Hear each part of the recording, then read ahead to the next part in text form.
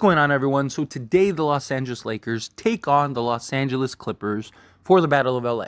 Now, the Clippers have beaten us the last 11 times, and it would be really nice to get this win, right? One, it's a divisional opponent. You need it for seeding, right?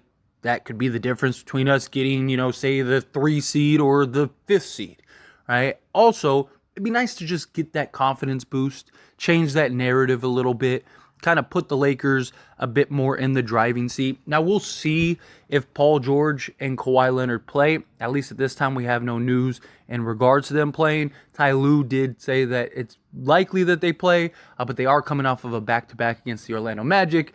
Kawhi Leonard, Paul George are very frail, and the Clippers are going to want to keep them as healthy as possible, so it is possible that they end up sitting those guys against the Lakers. If so, then there's no excuse the Lakers don't win this game. But I want to see a full-fledged Clippers. I mean, you won't have James Harden. It looks like James Harden won't be playing until next week. So you won't have James Harden, but you'd still have Russ. You'd still have Kawhi. You'd still have Paul George. Lakers need to lock in on that. But more than anything, this is going to be a big defensive task for the Lakers. Now, the Clippers aren't as big as they once were. Like, one of the things and one of the big reasons why the Clippers were able to just give us trouble the last few years is because of their size and how many perimeter guys that they had. They were really good defending the perimeter. I mean, obviously Kawhi Leonard and Paul George, but even if you remove them, they were a bigger team. They were physical, right? You had bodies that you could throw on LeBron James and just constantly try to wear him down over the course of a game. You had bodies who, yes, they may have been small for Anthony Davis, but they're still big, long, physical bodies that you could throw at AD and try to wear him down over the course of a game. Although Anthony Davis has had great games against the Clippers. But even Zoo, who's just a big body that you can bang with Anthony Davis, right? The Clippers matched up the last previous years so well to the Lakers and then also their ability to shoot the basketball, it was an issue for the Lakers. Not also to mention, right? Like, this is their Super Bowl, their little brother, right? They've never really achieved anything. So beating the Lakers, that's their they're rah-rah, right? We got them. And to where the Lakers, it's not at times seems as big of a emergency as it is for the Clippers. But regardless, like, this to me is a game that you're going to have to win. Now, the Clippers did trade away all of their wing depth, which could end up biting them. We'll see at some point. Although, James Harden, Russell Westbrook, Kawhi Leonard, Paul George, Zoo, they still have like guys like Bones Highland and Plumlee and, Powell and Terrence Mann. So they still have talent, right? They still have some depth, especially when you get into the playoffs so everyone's healthy. You don't necessarily need like 12 guys deep, but it's riding the course of the regular season. Well, also this year, the Lakers just match up so much better than they have in previous years. They got the size. They have the length. Hopefully Rui plays this game. Obviously the loss of Jared Vanderbilt hurts. He's not going to play this game, but still you have several sizable players that should have an impact and should be able to just match up so much better to the Clippers than we have in the past. Got to start hitting shots. But as I mentioned, this is going to be a big defensive task for the Lakers because, one, the Clippers so far, again, it's only been 4 games, but the Clippers have the number one offense. Their offense is firing and clicking at all cylinders. They're lighting teams up. They're putting teams, on notice. I know that they had that one blunder game, but outside of that, they've been really good on the offensive side of the basketball. Lakers have shown those signs and those glimpses of that elite defense, right? I expect when all is said and done, Lakers will be one of the best defensive teams, if not the best defensive team in the league. Also, again, Jared Vanderbilt not being in the games, I think helps or hurts the Lakers a lot. And once he does return, will help a lot. We saw last year, Lakers went from like middle of the pack defensively to literally the number one defense with just adding Jared Vanderbilt. And it's just because of how much ground he covers, right? Like, Anthony Davis is one of the few guys in the league that can impact the entire court defensively, Yes, he can block shots and stuff, but he is everywhere. It feels like at times that there are 5 Anthony Davises on the court, and because he's just so long, so lengthy, he's quick-footed. He can get out on the perimeter and alter or block shots, even when he's down in the paint.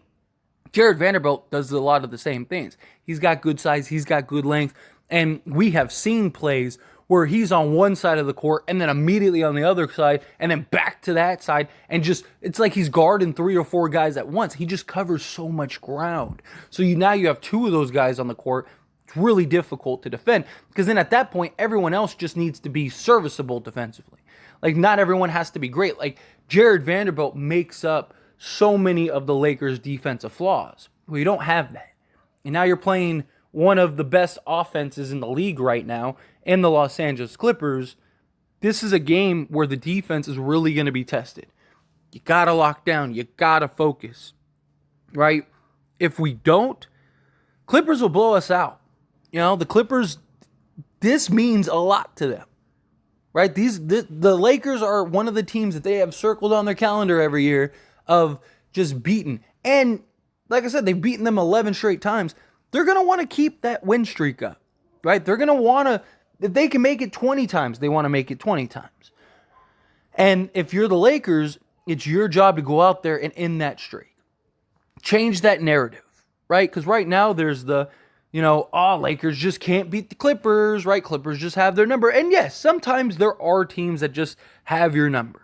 I mean, it's crazy. You see it in all sports where no matter how good you are, no matter how bad the other team is, it just seems like every time you play them, they either give you trouble or they just beat you outright. And it's like, man, like how? Like even years that we win the championship, right? It's like for whatever reason, the Clippers, and it's just because it's usually that rivalry game. It's usually that division opponent.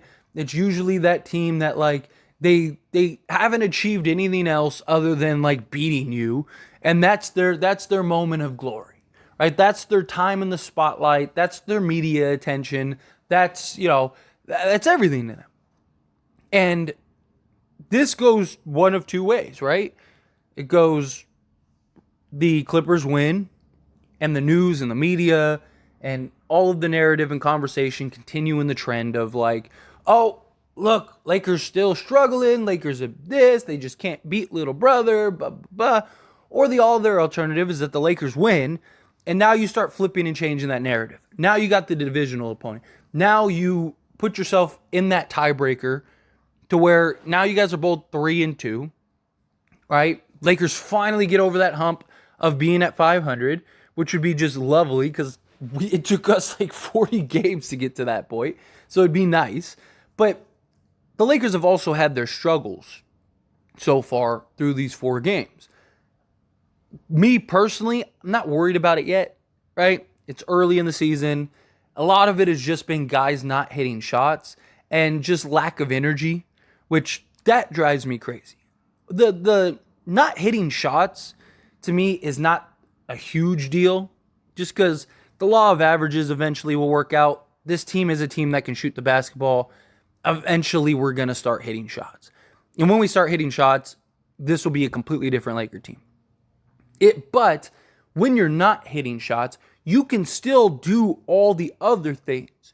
You can still go and chase down the loose balls, grab the rebounds, play elite defense, right? Do all the things that go into the game of basketball. And the Lakers just haven't done that. Like that Sacramento game to me was the most inexcusable game we've had so far. The Denver game, it hurt. But again, to me, that game solely came down to just missing shots. We out-rebounded them. We got more offensive rebounds, right? We kind of cleaned some stuff up as the game progressed. It was just, to me, like we just didn't hit shots. That one hurt, right? The other 2 games that we won, would I have liked to win in more dominant fashion? Sure. But hey, a win is a win. I will take a win gladly. And guess what? Last year, the Lakers weren't winning those close games. Last year, the Lakers were losing those games down the stretch. So it's nice that we have actually won, these games against like Orlando and stuff. But that, to me, that Sacramento game hurt the most just because that was a game that we should have won, that we just got out-hustled. And that shouldn't be happening, right? Cold streaks happen, hot streaks happen, all of that happens. The energy should always be consistent. And again, you're playing a Clippers team that they're going to bring that energy. You're the Lakers. Every team's going to bring that energy every single night.